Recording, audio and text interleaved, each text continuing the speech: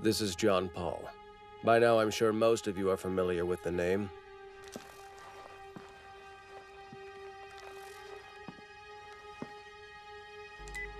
Lucia Skropova. She gives private Czech lessons at her home in Prague. We've been watching her, and apparently 72 hours ago she met with John Paul. It was a while ago now. He was an academic, and like me, he did linguistics research. But his work, it was brilliant, far superior to mine. He was heavily involved in a language project for the Department of Defense.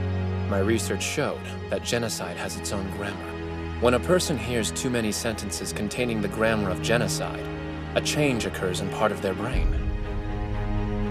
More specifically, in the area of the brain relating to value judgments, activity becomes inhibited. The thing you would call a conscience gets twisted and becomes biased in a certain direction, and their whole moral compass switches off. It was about how language can exert influence on human behavior. You can close your eyes, but you can never shut your ears. We're blind. Human beings are built to see only what we want to. My wife doesn't need to know what a shithole this world is. I don't want my kid growing up thinking our world is teetering on the brink of hell. Hell's not out there, it's in here, inside your head, seared into your brain. A person's language can't affect the perception of reality. You super soldiers don't feel anything. Once you're in that emotionally optimized state, do you sometimes feel like you're two different people? Your body's tense, kill is a reflex, yet at the same time you're calm and detached. I had him, why'd you shoot? When I shoot someone, is it because I want to or because I'm conditioned to?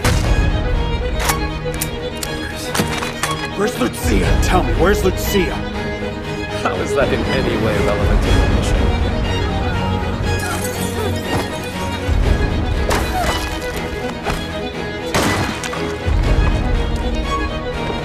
She wasn't even the target. She didn't have to die. Nobody had to die.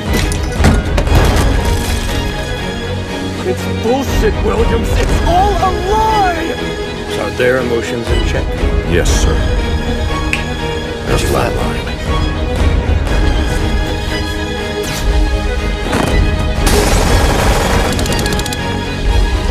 Why did I kill all these people? Shut up. I cannot. You must know. You have to know. She was dead. She was a corpse. But she was Lucia's corpse. She wasn't just a thing. When I first lost my family in Sarajevo, and then began to lose sight of myself, Lucia told me something. She said if words did have the power to change our reality, she would want for the world to be a place where you couldn't lose anyone suddenly.